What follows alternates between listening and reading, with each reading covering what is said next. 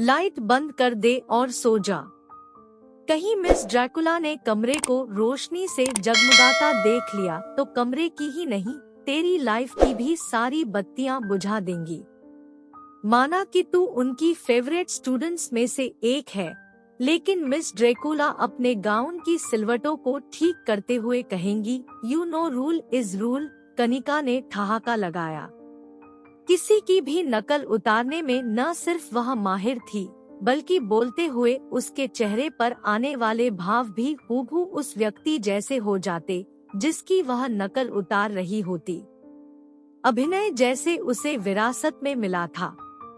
उसकी नानी फिल्मों में काम करती थी, ऐसा वह बताती है, पर शायद नामी कलाकार नहीं थी, क्योंकि कोई भी उनके नाम से वाकिफ नहीं है। हॉस्टल की लड़कियां तो बिल्कुल भी नहीं, जो ब्लैक एंड व्हाइट फिल्मों के समय पैदा भी नहीं हुई थी। वह कई बार खुद ही कहती, हमारी नई पीढ़ी माई फुट। क्या समझ है इन्हें कला और कलाकार की। बेशक नानी को अब कोई नहीं जानता, पर आई एम श्योर अपने जमाने में वह अवश्य ही बेहतरीन कलाकार होंगी। You know rule is rule, उसने जिस अंदाज में कहा था, वह सुनकर तो मुझे भी एक बारगी लगा जैसे मिस लवीना ही सामने खड़ी बोल रही है।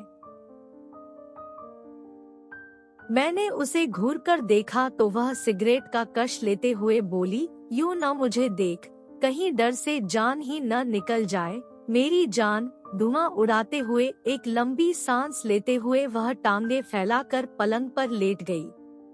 ट्रांसपेरेंट स्काई ब्लू कलर की नाइटी में वैसे भी उसका शरीर छिपने से मना कर रहा था, हर जगह से बाहर झांकने को आतुर था। उसकी गोरी चिकनी संगमरमरी टांगे जैसे पलंग की चादर को छूकर उस पर एहसान कर रही थी, उसे अपनी सुंदरता से मुग्ध करते हुए।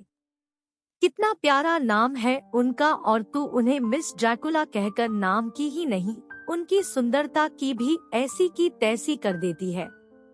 मिस लवीना, आहा, कितना मोहक नाम है उनका। नाम लेते ही मुंह में मिश्री सी घुल जाती है। वेरी बैड कनिका, कम से कम उनकी उम्र और ओहदे का तो मान रख लिया कर। मैंने आंखें तरेरी। हाय मेरी जान, नाम ही क्यों, वह तो पूरी की पूरी किसी शाहजहां का हसीन ख्वाब है। संगमरमरी कायनात है, एक तिलिस्म है, एक हसीन मूरत है। वाह क्या बात कही मैंने, माशाअल्लाह, तेरी ड्रैकुला ने तो मुझे शायर बना दिया। यह तो सच है कि वह किसी मूरत से कम नहीं है, क्योंकि पत्थर दिल जो है, फीलिंगलेस सोल। पर यार 50 साल की लगती ही नहीं है। क्या फिगर है, क्या कर्व्स है, क्या रंगत है और क्या होंठ है। मुझे मौका मिले तो चूम लूं उन्हें। पर हाय री उनकी किस्मत, कोई पुरुष तक नहीं है उनके जीवन में, होठों को कौन चुमेगा। फिर ऐसी खूबसूरती का क्या फायदा। जवानी में तो बिल्कुल खिले गुलाब सी रही होंगी।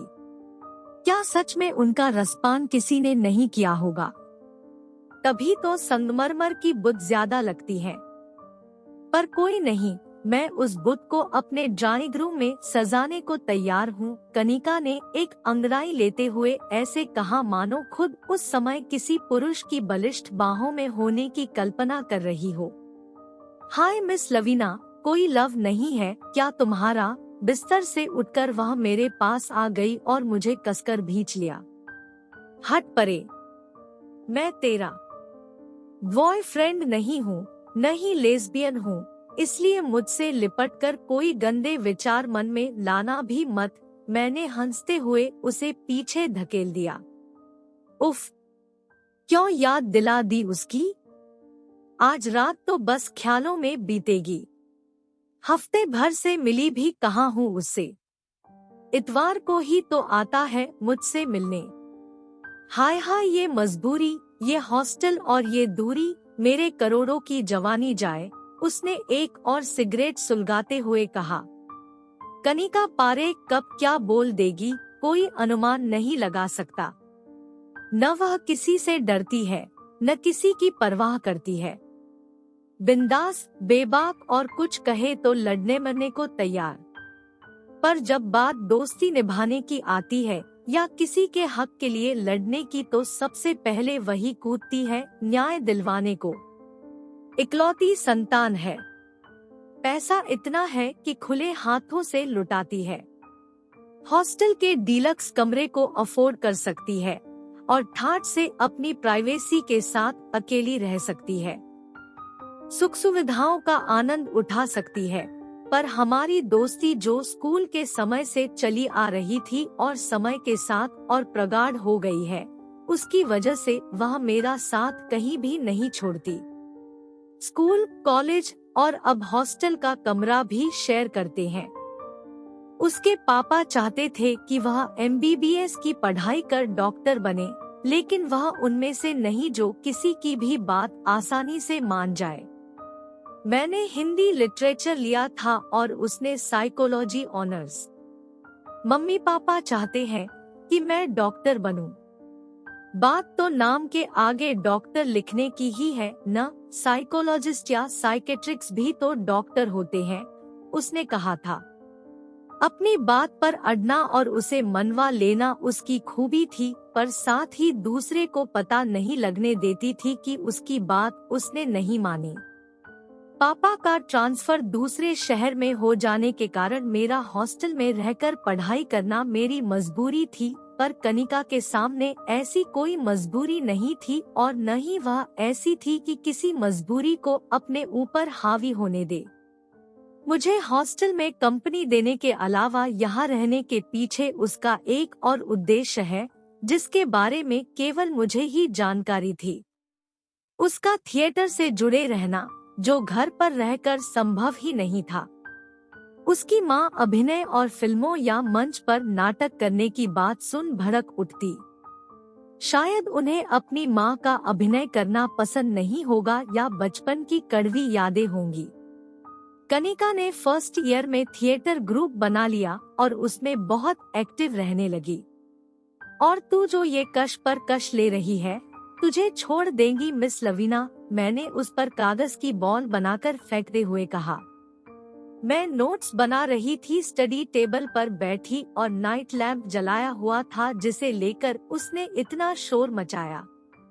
रोशनी से जगमगाता कमरा, उसकी बात पर मैं मन ही मन मुस्कुराई। एक तरफ उपमाओं और बिंबों का प्रयोग बहुत शालीनता से करती है, तो दूसरी तरफ भाषा की धज्जियां उड़ाने से भी गुरेज नहीं करती। पढ़ने के लिए रात के 12 बजे तक उतनी रोशनी जलाने की अनुमति है।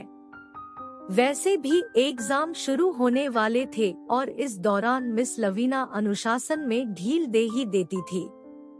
मेरे नोट्स लगभग बन ही चुके थे, इसलिए टेबल लैंप बंद कर मैंने पलंग की साइड टेबल पर रखे लैंप का 0 वॉट का बल्ब जला दिया। लाल रंग का बल्ब था, इसलिए पलंग के ठीक पीछे एक गोल घेरा बन गया जो डूबते सूरज जैसा लग रहा था। लैंप शेड से छनती रोशनी दीवार पर एक तिलिस्म पैदा कर रही थी। एक अजीब सा तिलिस्म, न जाने क्यों मन कांप गया। जीवन में न जाने किस तरह के उतार चढ़ाव आते हैं। सिगरेट का धुआं उड़ाती बिंदास कनिका हॉस्टल में इसलिए रहती है ताकि वह थिएटर से जुड़ी रहे। हर हफ्ते छिपकर बॉयफ्रेंड से मिलती है। मिस लवीना को मिस ड्रैकुला कहकर उनका मजाक उड़ाती है। लेकिन इन सब के बावजूद वह जान छिड़कने वाली दोस्त और अच्छी इंसान है। कनिका अपनी दोस्ती कैसे निभाती है?